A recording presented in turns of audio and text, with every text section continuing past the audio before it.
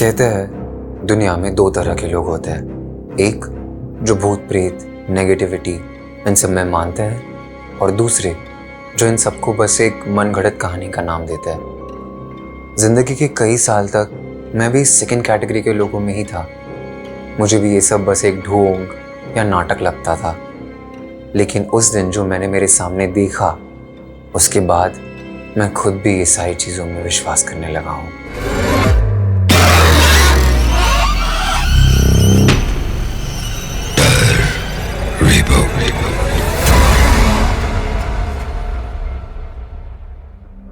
एक कहानी है आज से 10 साल पुरानी, जब मैं, मेरी पूरी फैमिली, हम सारे कजिन्स गर्मी की छुट्टी में गाँव गए थे।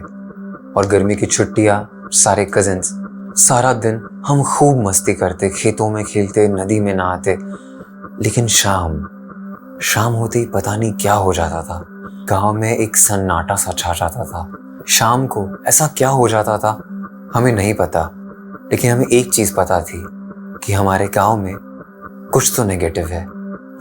वैसे एक शाम की बात है जब खेलते खेलते हम वक्त का अंदाज़ा नहीं लगा पाए और शाम हो गई।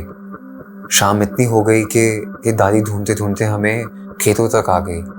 उन्होंने हमें बड़े गुस्से से पूछा कि हम घर क्यों नहीं लौटे। हमने तो उन्हें बड़ी मासूमियत से कहा कि हमें वक्त का अंदाज़ा नहीं रहा। लेकिन दादी ने उस शाम हमें ये कहा कि कुछ भी हो जाए, बस सूरज की तरफ देखना। सूरज जैसे ही ढलेगा उसके पहले तुम सब घर के अंदर होनी चाहिए। दादी के गुस्से से हम सब इतने डर गए थे कि हम उन्हें कुछ पूछ ही नहीं पाए। लेकिन हम भी अनजान थे, क्योंकि हमारे सारे सवालों का जवाब हमें अगले ही दिन मिलने वाला था। शाम को 6 बजे जो गांव सन्नाटे में पसर जाता है, वो ही रात को 9 बजे शोर शराबे में तब्दील हो चुका था। सारे लोग गांव में यहाँ वहाँ पे घूमने लगे, चिल्लाने लगे। सबके दिल में एक ही सवाल था कि क्या हुआ है, लेकिन जवाब किसी को नहीं पता। कि शाम को 6 बजे गांव के कुछ नौजवान नदी में तैरने गए थे। गर्म खून था, जोश जोश में आकर तैरने तो गए। 5 नौजवानों में से बस 4 ही लौटे। एक लड़का मनोहर कहीं दूर चले गया, और वो आया 2 घंटे बाद। वो आया तो जरूर, लेकिन अपने साथ एक पिशाच लेके आया। और उसके आते ही उसने मानो गांव में आतंक मचा दिया। वो अलग अलग आवाजों में चिल्ला रहा है, उर्दू, तमिल, इंग्लिश, हर लैंग्वेज में गाली दे रहा है। अपने आप को मारने लगा। गांव में जो दिखे उसके ऊपर पत्थर फेंकने लगा। जोर जोर से तंत्र विद्या, ऐसे सारे जो किसी को समझ नहीं आए, जो गांव में किसी ने कभी नहीं सुने, वैसे मंत्र पढ़ने लगा। उसकी आंखें लाल हो चुकी थी, उसके नाखून काले हो चुके थे, उसके दांत मानो खून से लथपथ। और वो यहाँ वहाँ पे घूम रहा है, गांव में सब लोगों को मारने की कोशिश कर रहा है। उसके हाथ, पैर, गर्दन एक पेड़ से बांध दिया, और सब उसे एक ही सवाल पूछने लगे, मनोहर तुझे हुआ क्या है? गांव वालों के मन में बस एक ही सवाल उठ रहा था कि एक शांत सा दिखने वाला मनोहर आज गांव में ऐसा अजीब बर्ताव क्यों कर रहा है? लोगों के ऊपर पत्थर फेंक रहा है, अजीब अजीब आवाज़ों में बात कर रहा है, उसकी आंखें लाल, उसके मुंह से खून टपक रहा है। ऐसा क्यों? कुछ देर बाद गांव के एक प्रख्यात तांत्रिक आए। तांत्रिक जैसे ही मनोहर के सामने आए, मनोहर गुस्से में कांपने लगा। तांत्रिक ने मनोहर की आंखों में आंखें डाल के पूछा, ए तू कौन है? लेकिन उसके बाद जो मनोहर ने कहा, तांत्रिक के साथ साथ गांव में सभी लोग डर गए। मनोहर ने एक अलग ही आवाज में तांत्रिक से पूछा, बहराम सिंह, आजकल तू एक ढोंगी तांत्रिक बना घूम रहा है? ढोंगी? तांत्रिक की बड़ी इज्जत थी गांव में, और ये सुनकर तांत्रिक खुद डर गया और डर के वहां से भाग गया। तांत्रिक के वहां से भागते ही मनोहर के हाथ और पैर, जो गांव वालों ने बड़ी कस के बांधे हुए थे, वो अचानक खुल गए, और मनोहर बेलगाम उस तांत्रिक के पीछे भागा है। उस रात के बाद गांव वालों ने ना ही मनोहर को देखा और ना ही तांत्रिक को। अगली सुबह गांव वालों ने मनोहर और उस तांत्रिक को ढूंढने की बहुत कोशिश की, मगर वो नहीं मिल पाए। ऐसे ही एक हफ्ता गुजर गया और मामला कहीं ना कहीं ठंडा होते गया। लेकिन ठीक एक हफ्ते बाद ठीक 9 बजे गांव में दोबारा वही शोर, वही आतंक छा गया। जब गांव वाले अपने घर से बाहर आए तो सब ने बरगद के पेड़ से तांत्रिक की लाश को देखा। तांत्रिक के पूरे बदन पर ऐसे निशान थे मानो किसी ने चुन चुन कर बदला लिया हो।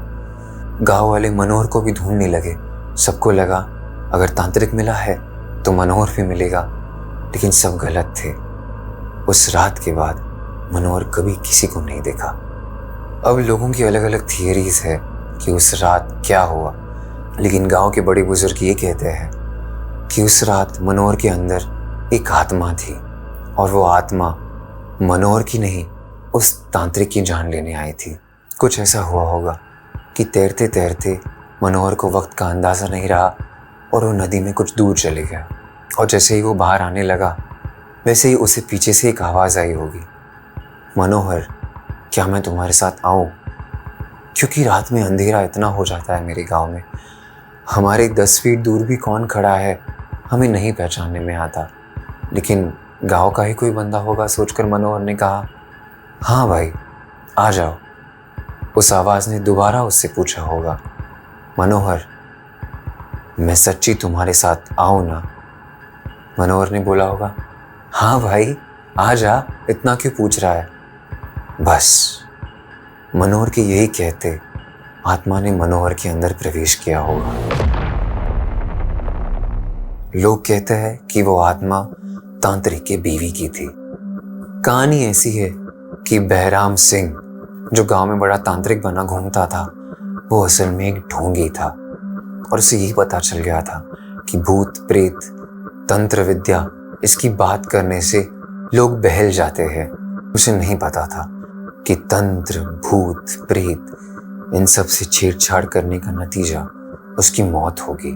उसकी बीवी को ये पता था कि ये ढोंग करता है, तभी उसकी बीवी ने लोगों को ये बताना चाहा होगा, लेकिन शायद उस तांत्रिक ने अपनी बीवी को अपने ही हाथों से गांव की नदी में मार दिया होगा। उस रात उस तांत्रिक की या फिर बहराम सिंह की लाश को देखकर गांव वाले सारे बहुत डर गए और हम पूरा परिवार बम्बई लौट आए। इस बात को 10 साल हो चुके हैं। मेरे पूरे परिवार में से हम कोई भी एक दिन के लिए या एक घंटे के लिए भी गांव में नहीं गए, लेकिन ऐसा सुना है कि गांव में आज भी मनोहर की और उस तांत्रिक की और उस बीवी की आत्मा भटक रही है। दोस्तों, ये थी मेरी डर की कहानी। अगर आपके पास भी कोई ऐसी कहानी है तो प्लीज़ हमें कमेंट करके बताएं। और हाँ, अगर आपको वीडियो पसंद आया हो तो please like, share and subscribe.